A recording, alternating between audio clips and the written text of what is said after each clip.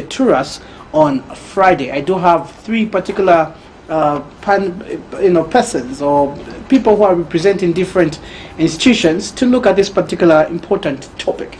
My name is Chola Chisha, and of course, welcome to Blunt Talk. My first guest who I'll introduce is Omiya Hankanga, the UPND Lusaka Youth Mobilization Chair. Good evening. Good evening, Chisha, and good evening to the viewers out there. All right. We also do have Mark Besangoma, the Alliance for Accountability Advocates Zambia Programs Officer. Good evening. Good evening, Chisha, and good evening, viewers. All right. On the third panelist, and of course, the third person to be with us is Gabriel Kibombwe, the PF National Youth Secretary. Good evening. Good evening, Chisha, and good evening to the viewers. All right. So, gentlemen, we have two basic rules on Blunt Talk. You have 3 minutes each to answer the questions I have for you tonight. And if you have any counter reaction, you can only do it within your 3 minutes that you've been allocated to. I hope that's very clear. Especially that tonight we have the ruling, someone from the ruling party and someone from the main opposition party who are willing to get back into government. All right, let's get into the discussion, ladies and gentlemen. Our topic is the 2022 National Budget Analysis.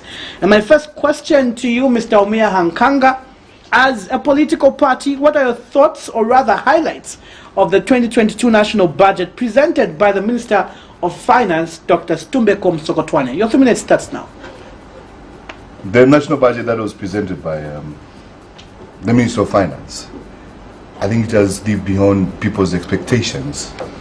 Looking at where we are coming from as a country and where we are at, because I think the highest mark in terms of budgets that have been given to Zambia was the 2020-2021 budget that was presented by the Patriotic Front government, which hit a mark of 119 billion kwacha.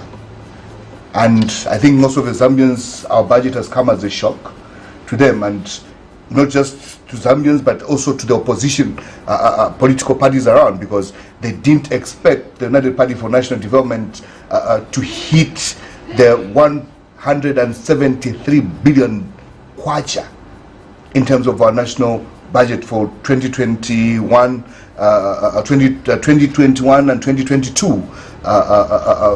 That is what the government has planned. And if you look at it, I think it has outlived people's expectations, and most of the questions that Zambians had on how we are going to live in the new dawn, it has been answered. And if you look at what the budget itself, what it has been put in terms of governance system, in terms of economical growth, in terms of equity, most of the questions that Zambians had have been answered in the next year's budget.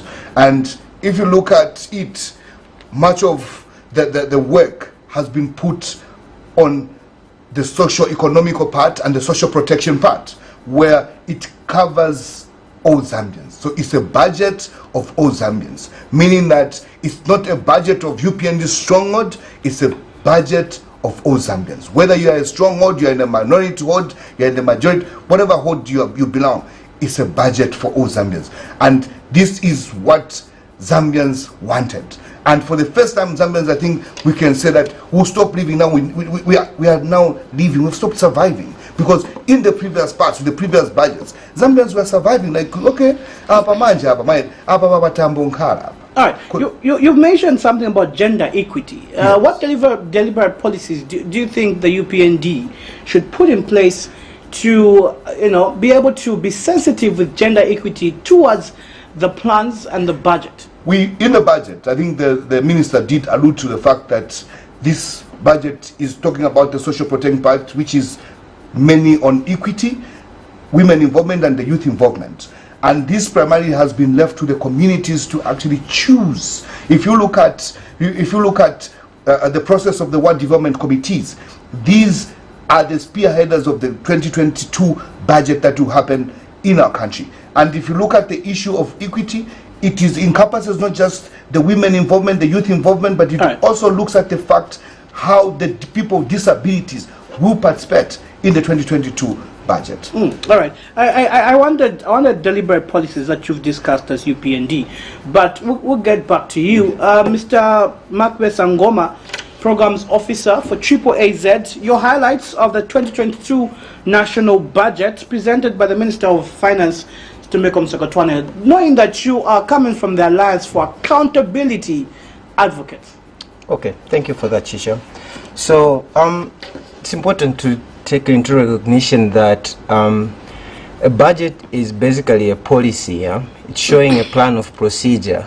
It's showing this is where we are and this is where we want to get. So it's the foremost economic document that any government generates. It could be annually, it could be in long-term frameworks or mid-term frameworks.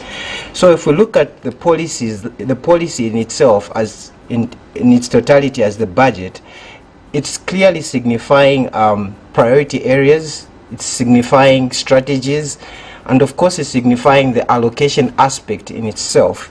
So when it comes to priorities, yeah, you won't go far without looking at the fact that CDF has been increased by 16-fold, you know. So from an advocate's point of view, this is a symbol that is saying decentralization is now finally going to materialize in Zambia. And with decentralization, what we'll see is that communities will be able to thrive. How and why? Because communities now will have the capacity, not only in terms of financial, because 25 million kwacha is quite a significant amount of money, but the fact that communities will be able to identify within themselves to say, you know what we need is not a 5x5 classroom block per se, but it's the alternative. You know what we need are not street lighting, but the drainages to help us fight waterborne diseases in the rainy season. So it is a clear indication that this new Dawn government is looking at empowering people at grassroots level. It's looking at empowering people at grassroots level. Let the people be able to decide and forge their own development, basically. Central government is always going to be there. Central government is always going to be there to ensure that, okay, what's happening in this part of the country, in this part of the country, in this part of the country, and so forth, is in alignment with Vision 2030, for instance. But when it comes to the actual work in itself, the budget is indicating that we, the people, we, the community members, have a significant role to play now more than ever before. Now more than ever before, we have a significant role to play. We have a significant role to ensure that, wait, the CDF that's coming our way, let's ensure that we know the allocation, let's ensure that we know the disbursement, and of course, let's ensure that we see the utilization. Right. Apart from CDF, what was the other highlight that you noted as an organization? Okay. So besides that, a lot of calls are being asked with regards to the reductions, for instance, in the thresholds. So meaning the tax band has sort of shrunk. But in pure economics, this is signifying that they want more people to be economically active. 100 kwacha is better off in your hand, Chisha, to do any economic activity rather than storing it in a bank or worse off keeping it in a suitcase in a home. So what this signifies is that they're trying to empower people with the resources so that people can now start generating all sorts of economic activity. So the tax bands themselves, the way the tax bands are being rearranged, that is something cardinal to Thank you so much. We appreciate. Gabriel Kibombwe, coming from the PF, National Youth Secretary, your highlights of the 2022 national budget presented by the doctor, of course, the one in charge of the Ministry of Finance and National Planning. Your 3-minute starts now. Yeah, so thank you, Chola. So for me, I'll speak more, for the common man. I think those highlights, all those positives, the responsibility of the ruling party, the official is here. I'll give him the chance to do that. So for me, essentially, there are two kinds of budgets on the common man's perspective.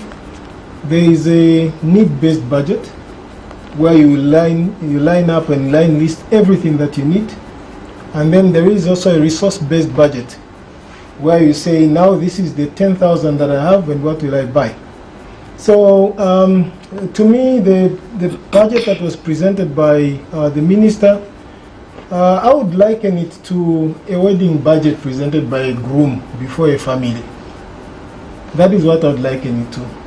You know, a wedding groom comes up and says, I want my wedding to be in Siavonga, and I should have 2 limousines, and then I should have 20 bridesmaids and 6 layer cakes. At that point, it's all good. People will be ticking. Has he also talked about flowers? Yes, they'll tick, it's there. Has he talked about the venue? Yes. And the rings? Yes, they are there. That is the stage at which the budget was presented. Then now is the time when people begin to ask the questions.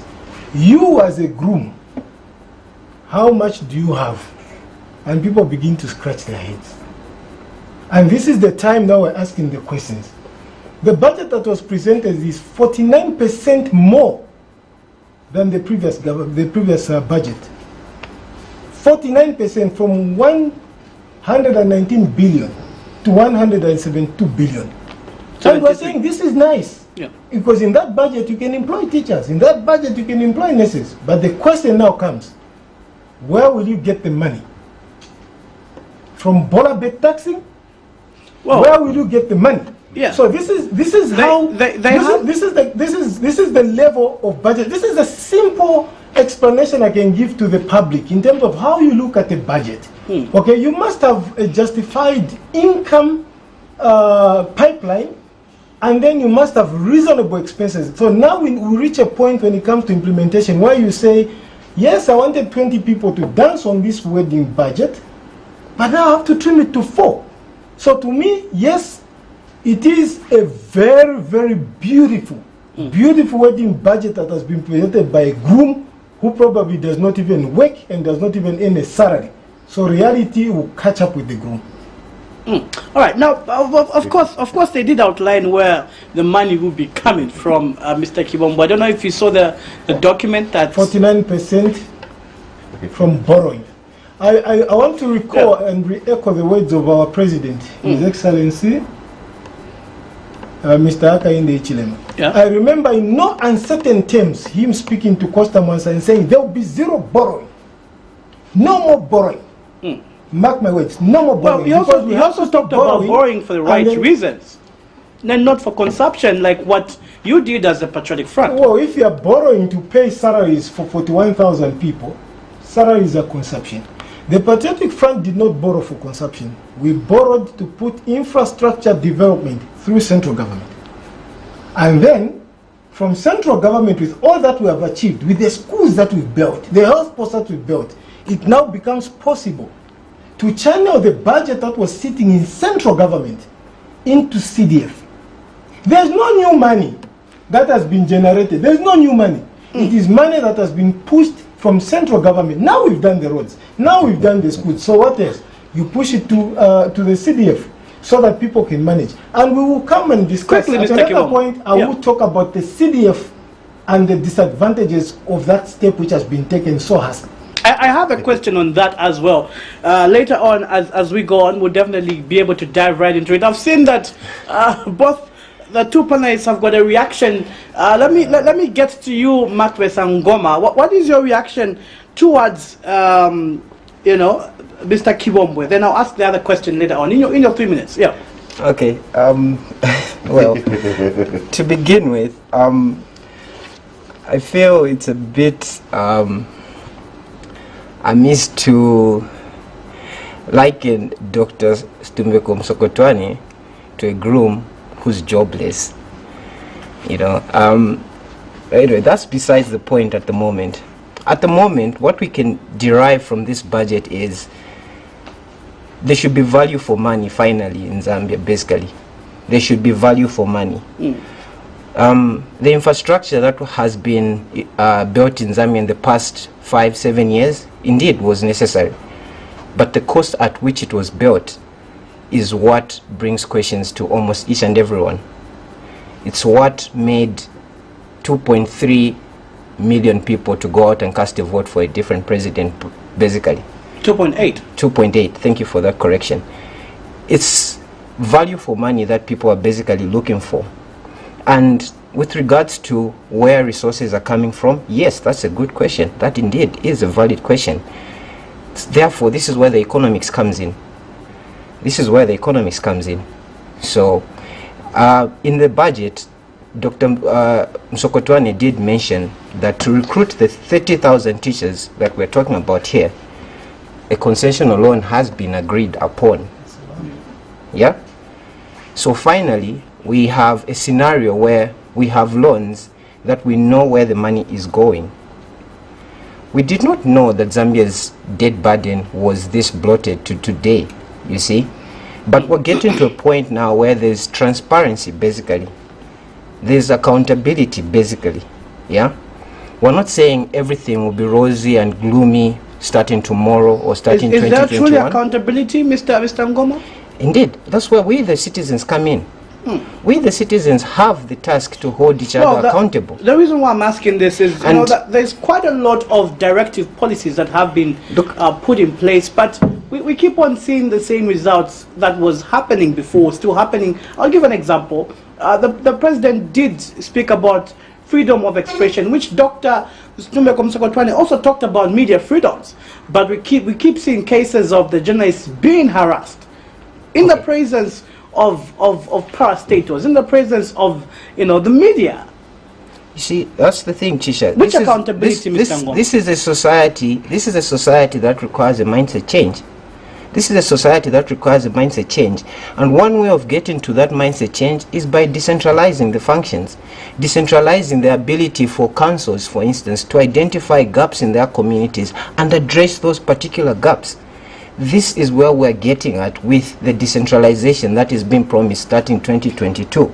So we as Zambians, we as the average citizens, we need to still keep our eyes on the ground, our feet on the ground, to ensure that we're holding our duty bearers to account for any resource that trickles down to our community. It doesn't mean because the budget looks all great and gloomy, then we should just sit back and relax and wait for... What other concerns do you have, if at all you have any concerns towards the budget? Obviously, it is the fact that we need to ensure that the resource base, the revenue generation activities start get going as soon as possible, you know, because we have a scenario where, yes, we know what we want to spend on and how we want to spend, but the question is, are we able to generate sufficient revenues to actually fulfill this spending pattern that we're looking at?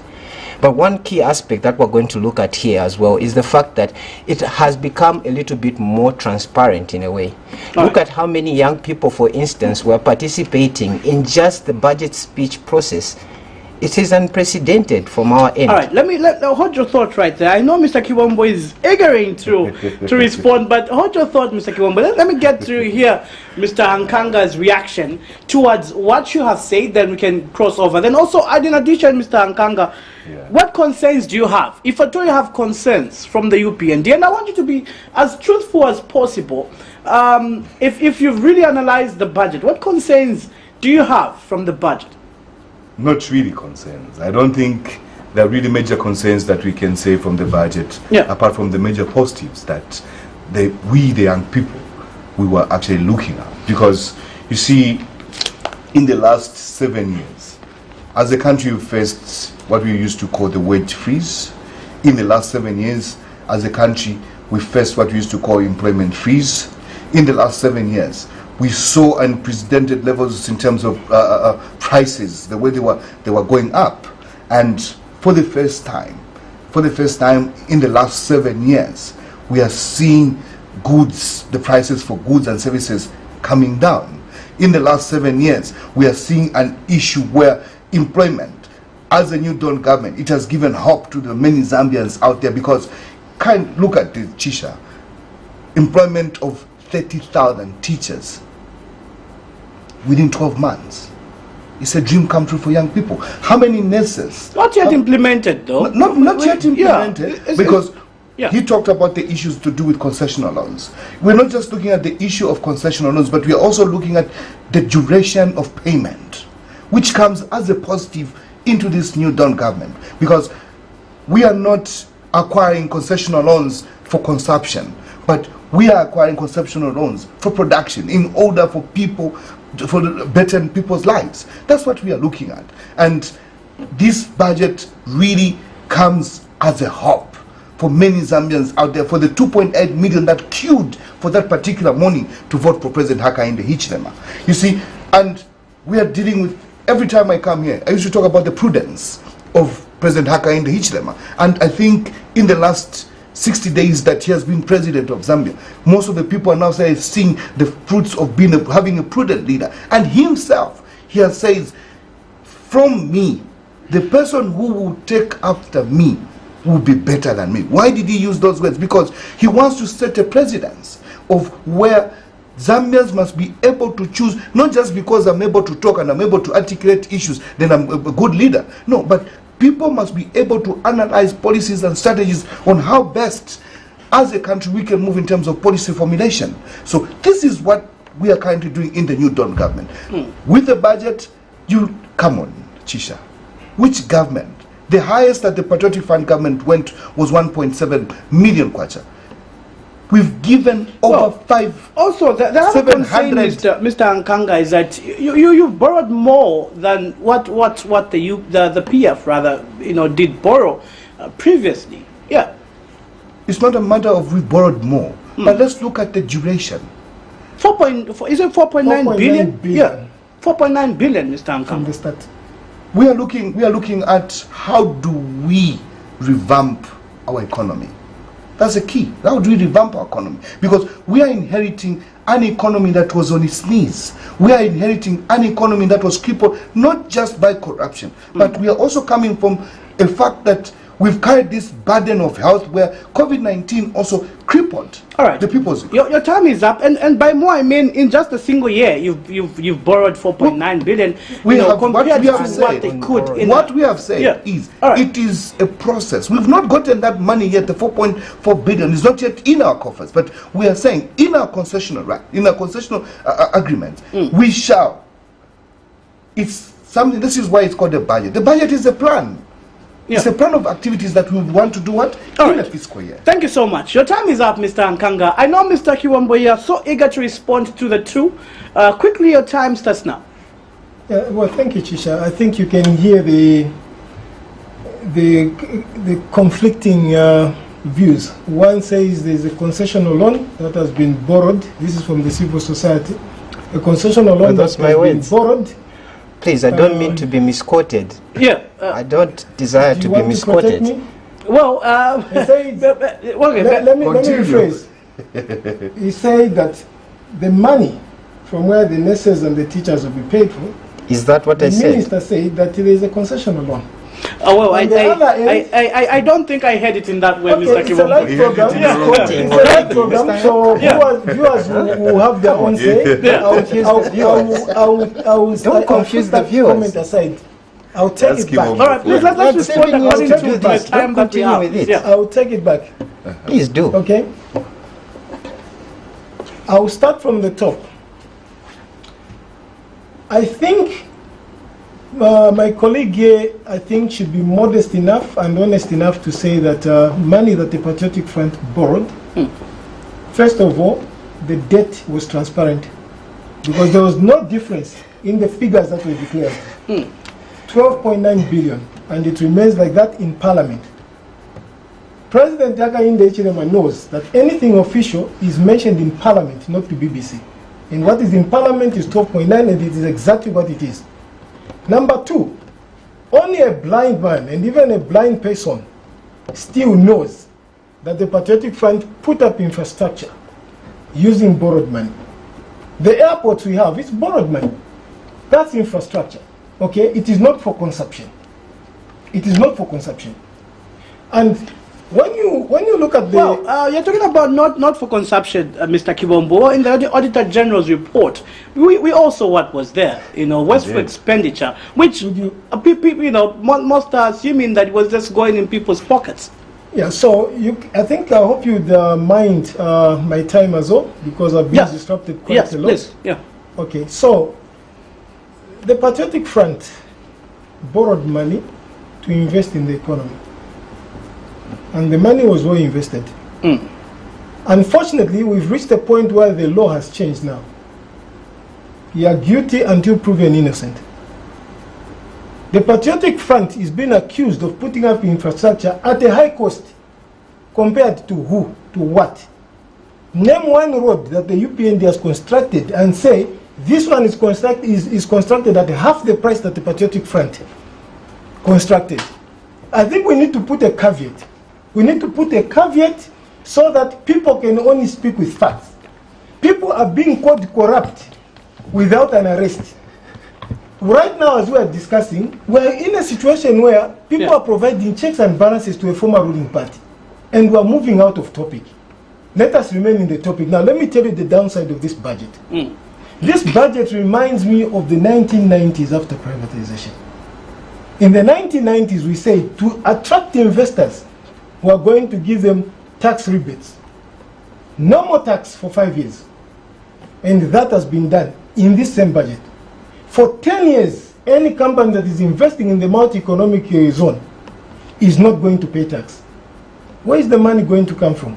Who is going to offset? The person to offset for that tax is you and me, a common Zambian, who they have just given a 500 kwacha waiver.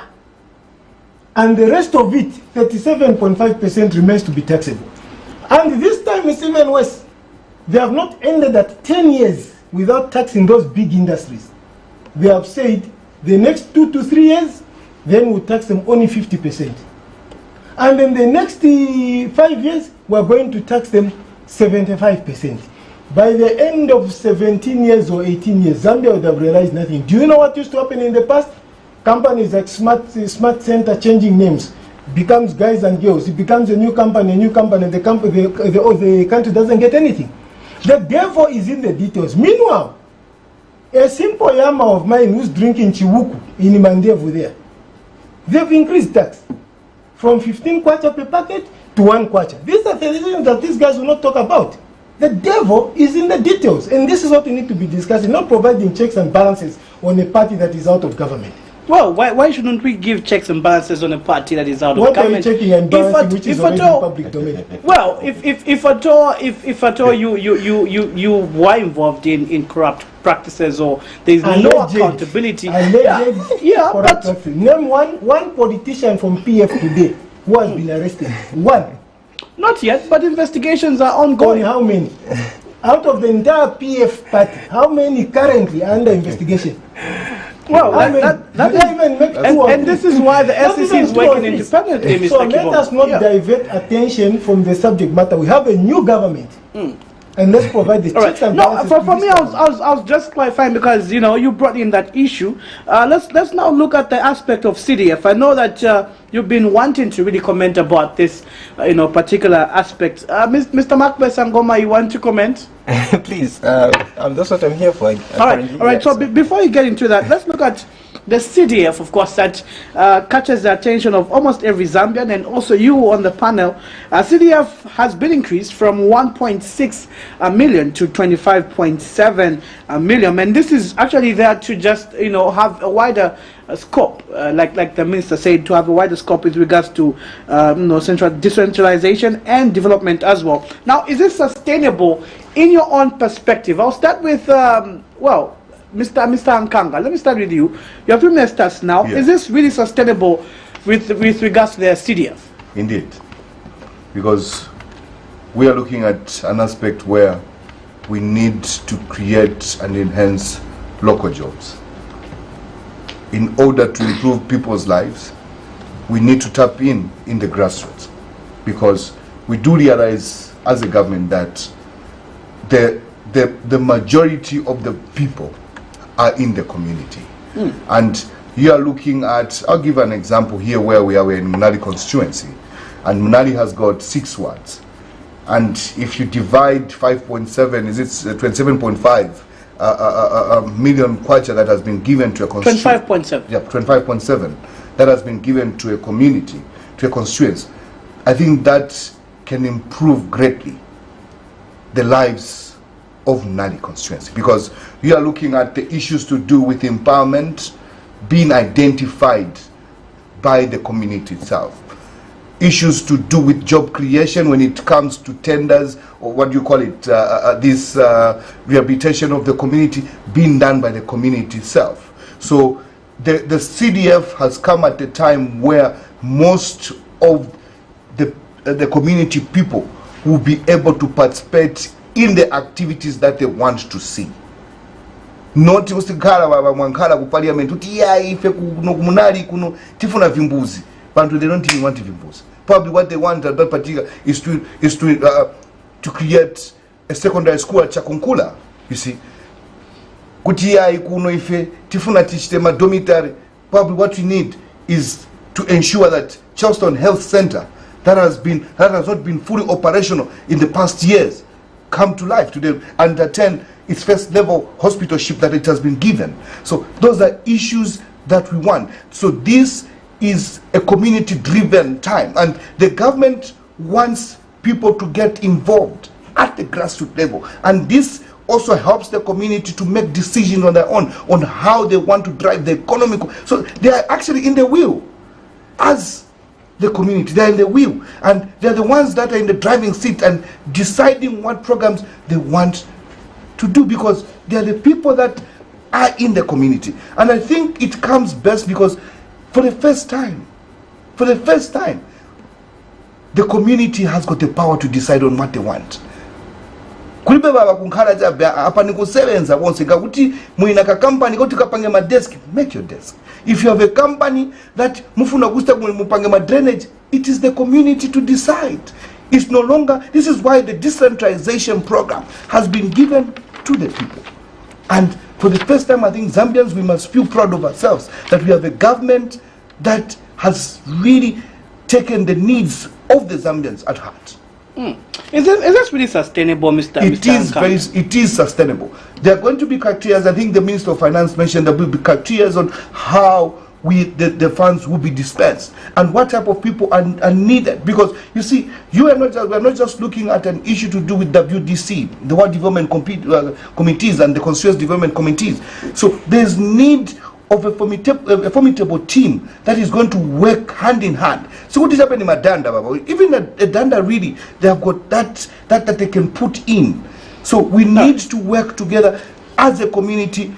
This comes the WDC, the World Development Committee, the Neighborhood Watch Committees, so all the committees of the community. All right. Thank you so much. Triple Programs Officer Mark Ngoma, is this sustainable? Well, that's an interesting question, Chisha Chola. That is an interesting question. So, in terms of sustainability, it will really be up to the people's ability to maximize or optimize on the resources available. You know, you can be given all sorts of sums of money at the end of the day, but on how you spend this money will really determine its sustainability. You know, if we're going to see, for instance, some social enterprises mushrooming at community level, then yes, we're going to see some sustainability. But if we're going to see a lot of pilferage, a lot of leakages from these resources that have been made available, then obviously the sustainability element will be curtailed. So, just to divert a bit, to get back to the previous conversation, you know that there's the Financial Intelligence Center that was enacted through Parliament, right? So, it's there to provide checks and balances, to look at the flows of resources within Zambia. And if they identify any potential red flags, they develop a report, and this report is furnished to the necessary individuals in our society to say, look, there was this much amount of money, it was earmarked for this, but it's only done this, and only this much has been used. This is not is unaccountable for. But we saw that in the previous regime, this was not accepted.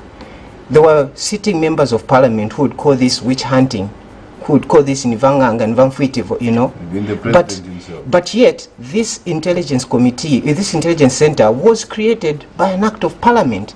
You know, that's disregarding the people of Zambia.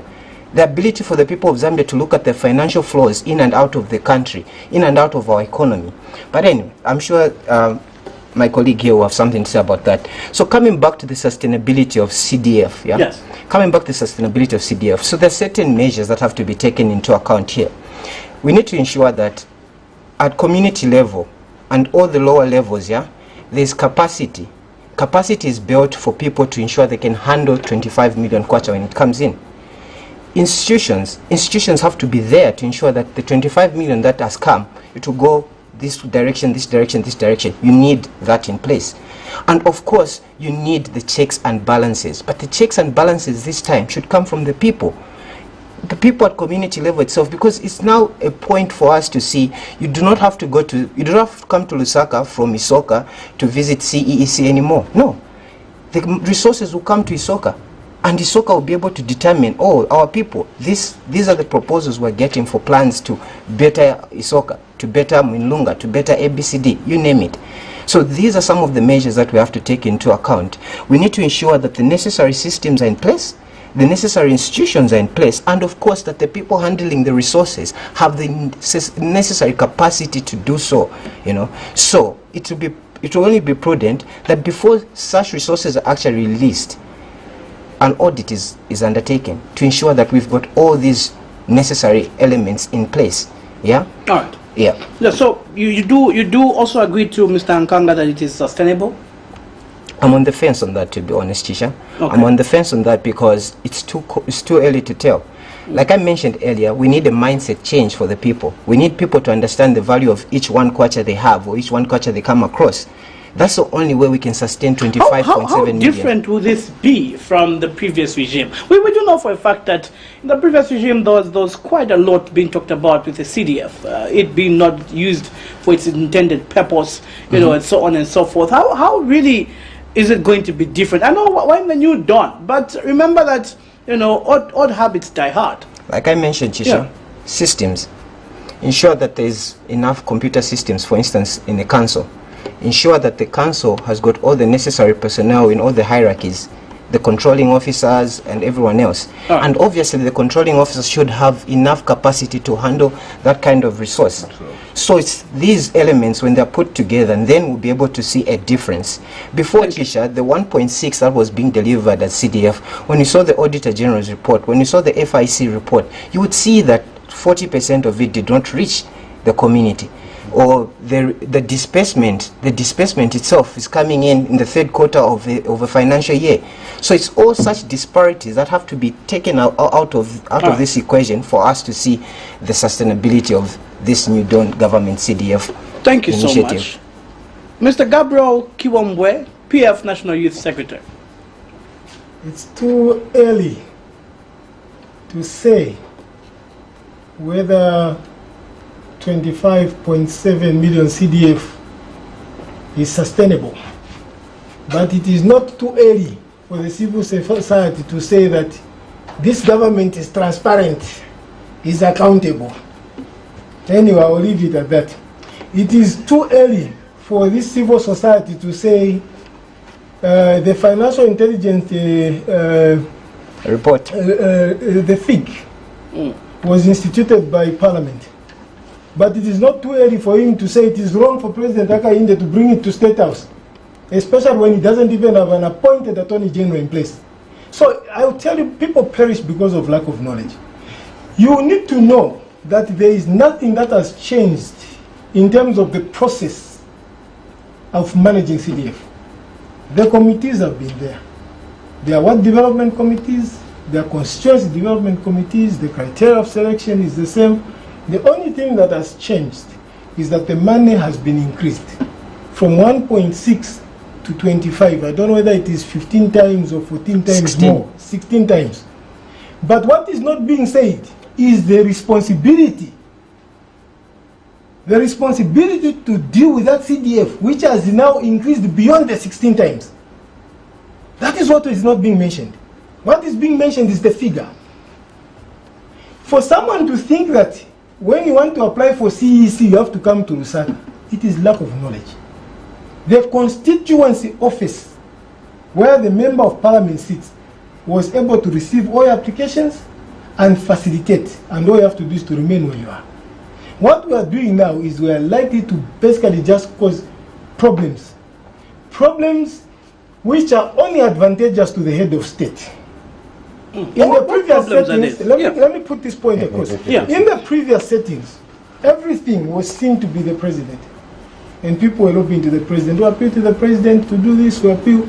The only thing that has been done now is to push the responsibility to the members of parliament. And they know that they will fail based on that amount with the responsibilities that have been given. They will fail, and the person who will look bad is the member of parliament. The responsibilities that are coming with that 25 million, believe me, are enormous. Others will say let's buy ambulance, others will say let's do a block of... In Kabata, where I come from, there's a big project at Kamara Secondary School where they were roofing. You know, they used to have these flat roofs, and over the years, because that's a 1963 building, they have to put this, slanting roof and so on to avoid leakages. That one alone cost about 2 million kwacha. 2 million, one school. Go to streetlights, go to drainage. Believe me, that is chaos. And some of these members of parliament who I've seen, who even just failed to pronounce a single word in English, failing to read the speech, you expect them to be a responsible officer to administer that budget. Because whether you like it or not, is English a measure of intelligence, Mr. Kibombo? It is the language that we've communicated in from grade 1. Well, but is it a measure of intelligence? Ask the Examinations Council of Zambia why English is a must. Why a pass is a must. But is it a measure of intelligence, Mr. Kibombo? You see, you are talking about cleverness or intelligence. How, if you are intelligent in maths, why not in English? If you are intelligent in social studies, why not in science? You don't talk about being clever. Well, I'm talking about intelligence. We are talking about. We are not talking about a common man. We are talking about a man who is going to parliament on condition that he has at least a grade 12 certificate. Yeah. Whose English is inclusive. Because the budget which the minister presented, has it been transcribed or translated in any other language? You have a budget in Rosi? You have a budget in Nyanja? Well, Mr. Kibombo, I think that's different. I'm just giving you the caliber of the members of parliament that were giving a 25.7 million kwacha to administer. Yeah. They are failing to administer it with the support of the controlling officers in the line ministries. 1.6 million used to disappear, and believe me, it never used to disappear or get misappropriated in the PF strongholds alone. No. It was even worse in the other strongholds where they did not even have ministers who can leverage other resources. Which areas are those, Mr. Kibombo? You know the areas where we didn't have members of parliament as PF.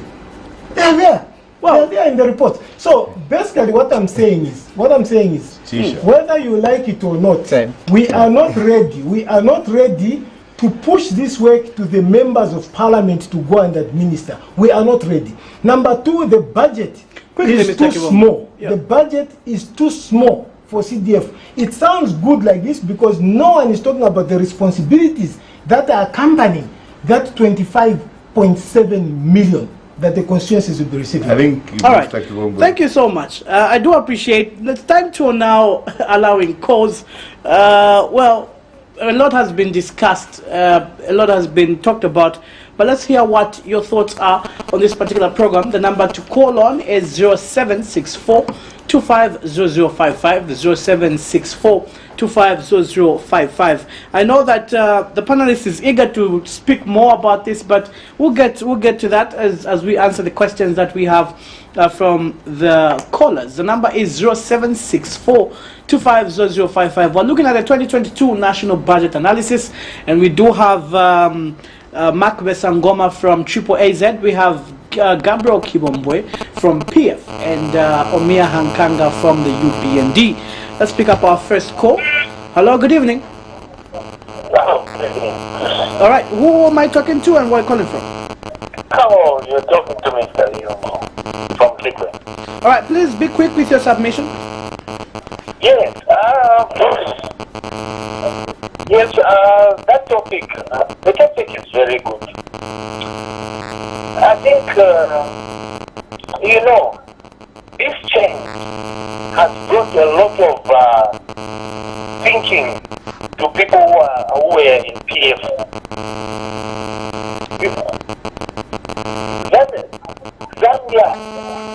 Zambia.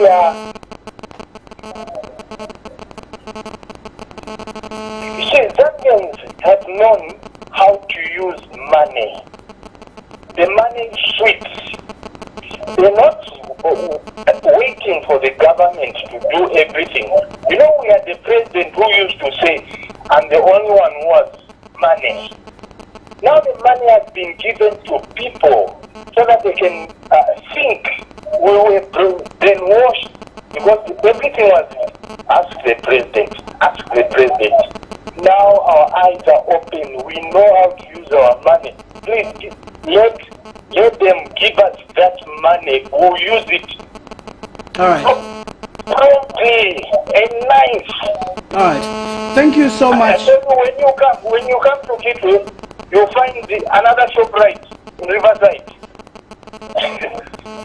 Thank you very much. All right.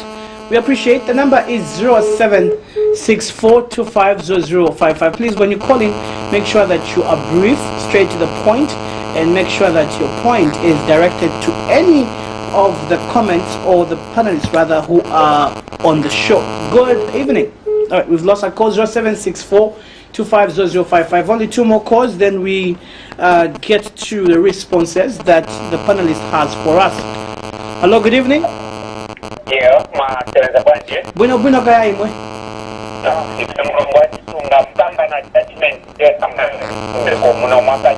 All right, Judgment Day, please give us your comment quickly.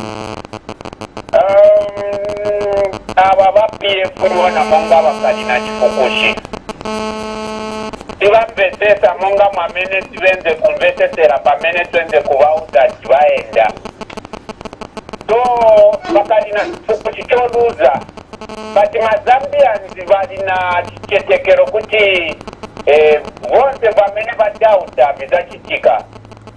For example, yamene mukamba CDF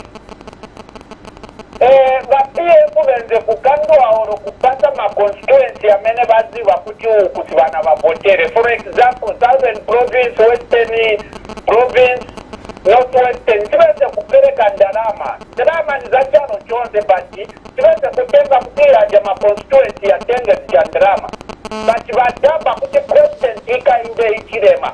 President wa Zambians not was forcing her. Ufuna wena keonita na president, no.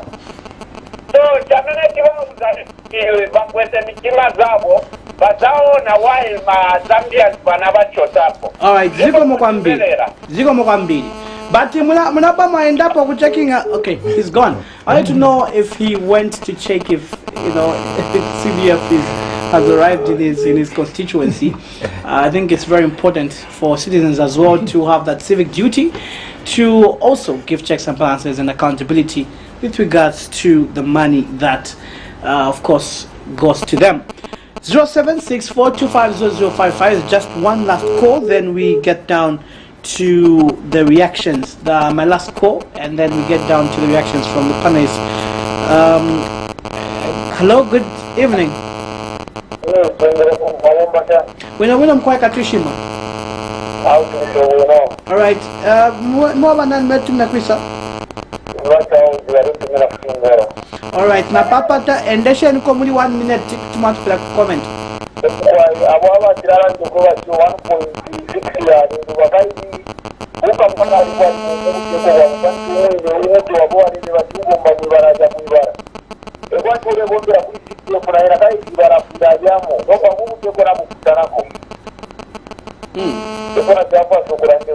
all right, now total quite a part. All right, we are done for the cause because of time. Let's quickly react to those calls that have come in. Let me start with you, Mr. Hankanga. Yes, of course. Let me start with you, Mr. Kiwombo, because most of the calls were actually directed to you, and I think it's good to just hear from you as point of reaction. A caller came in to say there is a lot of thinking, to the people in Patriotic Front. All right, with regards to now, before you were not, but now you are now, thinking and giving checks and balances. Also, Judgment Day, Kamayoyo came through to say PF namkwate chifukushi number because mwalirusa.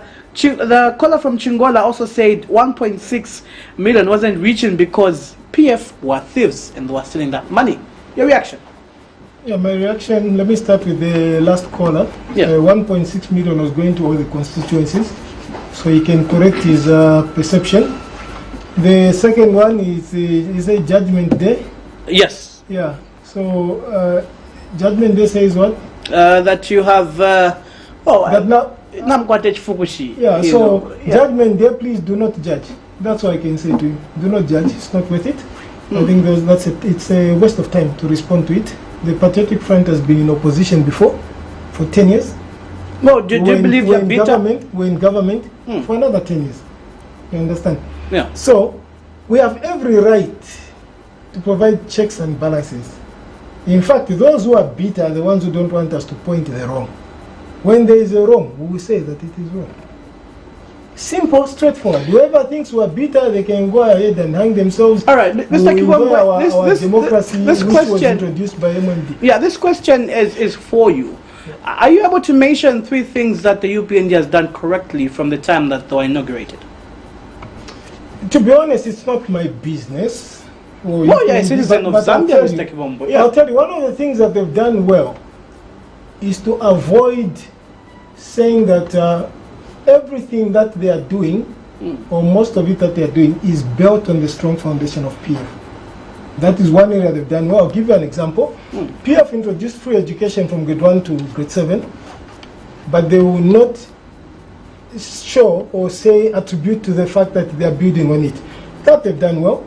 Infrastructure, I think there have been a lot of tours. I think one of them I saw was an airport in Ndora where the first commercial flight was landing. And there were a lot of kudos, congratulations, Honorable Frank Tayari, and he was also responding there, oh, thank you very much, this is your working government, we are doing this to give you jobs. Nothing to mention to PF, and I know they'll continue commissioning a lot of projects without saying it. That one, I can assure you, they have done well. They've also done well on one thing, reducing the size of cabinet from 29 ministers to 24. They've done well, but within that cabinet, they've again reduced from 9 females to 4 females. And the 0 youths below the age of 35. So there are places where they've done well. But one of the other things they've done well is to reverse a lot of things and avoid their manifesto. For example, they promised that they'll be looking at economic growth of about 10%. In the budget, there's 3%. They talked about reducing tax gradually up to 22%. In this budget, it has been maintained at 37. Those things should have started reflecting now. So yes, there are places where they've done well. That seems to be a negative than a positive. No, but it is not, it is not the size of my paycheck to talk about UPND and how they've done. They have a representative. Well, look, for you to give checks and balances, meaning you are assessing the performance from the time that they were inaugurated. There is nothing that you've assessed as positive? I've already told you the positives. You want me to add well, to the list? That does seem to be negative. Okay, I'll add to the list. They've done well when they are wrong to admit that they are wrong. For example, they went and cancelled the debt trap. 2 days later, they came back and said, oh, no, sorry, we're going to correct this. I won't be surprised if they come back with this budget and they say, sorry, we're withdrawing the budget, we want to make another one. But thank you so much. Very, very well. Do you, I can give you a few seconds to respond to the first caller if you want to. The first caller who talked about there's now a lot of thinking, with people in the PF. Well, we've always been there. Okay, PF has got a lot of strategic thinkers, to be honest, and we've always been there. We've provided our thoughts. The only difference is that when you're in government, you provide your checks and balances and your advice through a certain platform. When you're in opposition, the only way you can speak is to speak out to the opposition openly. And they're thinking that now there's a lot of thinking. There's always been a lot of thinking. All right. A lot of thinking in the Your final remarks, Mr. Kiwamba. So yeah, my final remarks are that the budget, like I said, is a very good budget, similar to a wedding of the year planner. Similar to the wedding of the year planner, where the groom dreams of everything, and then the reality will come. It is, I think, retrogressive to borrow 49% of the budget. It is also retrogressive and very dangerous for the next generation, because what I've seen in this budget is a lot of pushing of the debt, the so-called debt restructuring and debt structuring and suspension. All right, please be quick. The debt, well, in less than 30 seconds. So the debt is being postponed and pushed beyond the UPND term. Okay, the money that should have been paid now, let's pay it in the next term, maybe in 10 years or in 15 years. All right. By that time, we're not going to be there. So that way, for me, really, it's a clever way of running away from responsibility, starting on a clean slate, but you've postponed the debt, push the burden whoever will be the next president. And this is one of the things that the Patriotic Front government actually inherited from MMD. Right. Things were maturing during our tenure. Thank you so much. Yeah, Well, thank you very much for the wedding of the year planner. We look forward to you having the resources so to start working on a resource-based budget. Thank you so much. Mr. Mark Besangoma, your quick reactions to the three callers and your final remarks. I think one of the callers mentioned something interesting to say Zambians have the capacity. Zambians have the capacity to handle resources. That was quite interesting.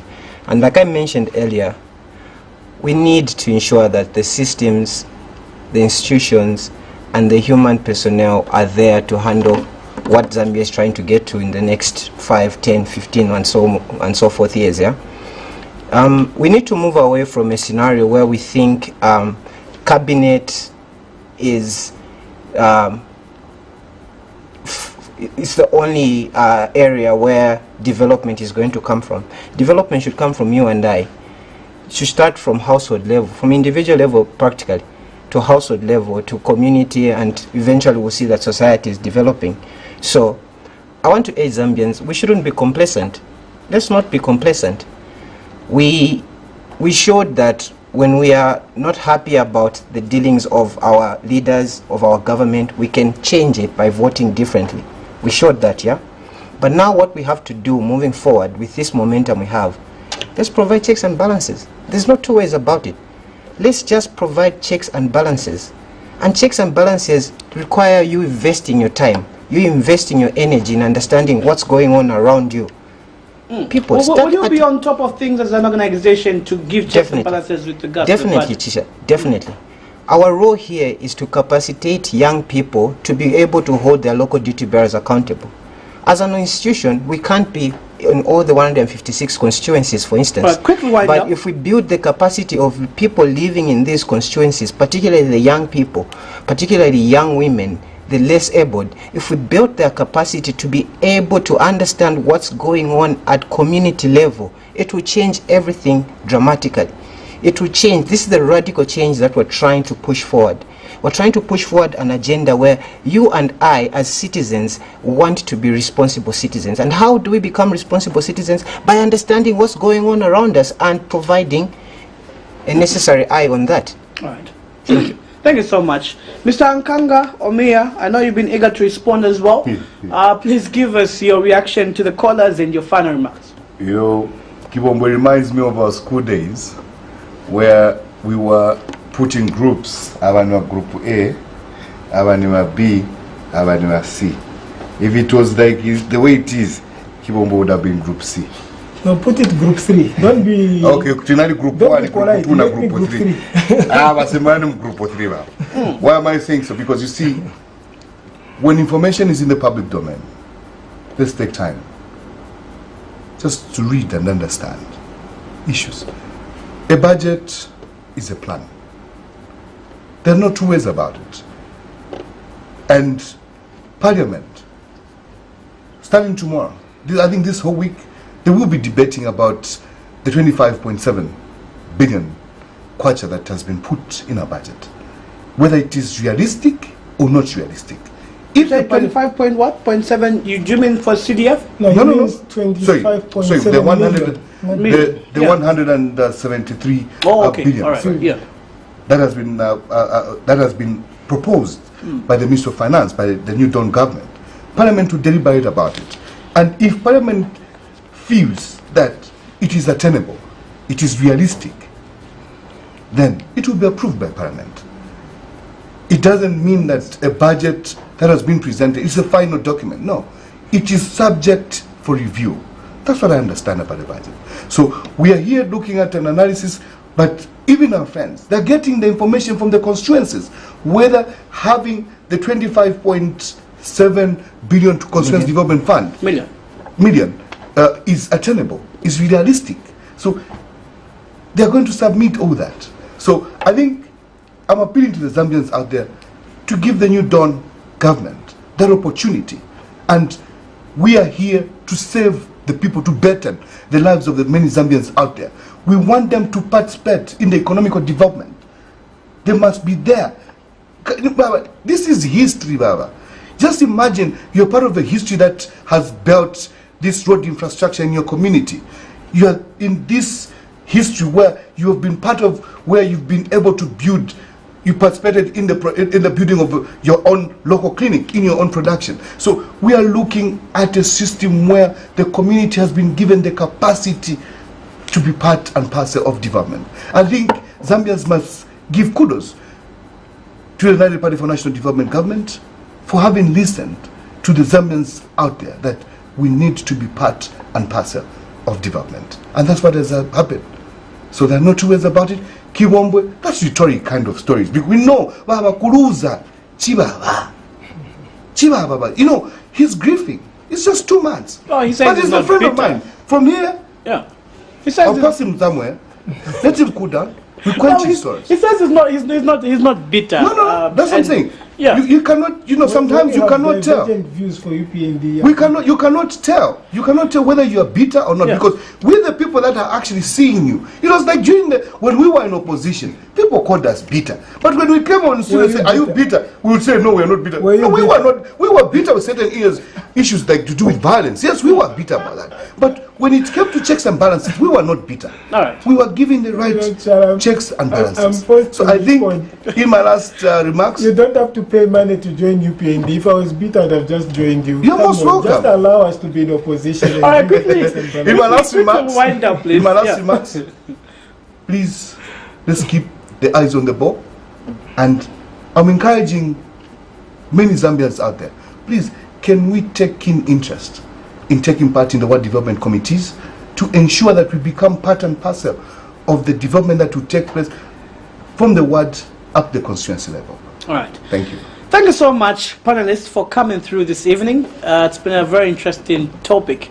And, we hope that definitely, that drink will definitely cheer you up.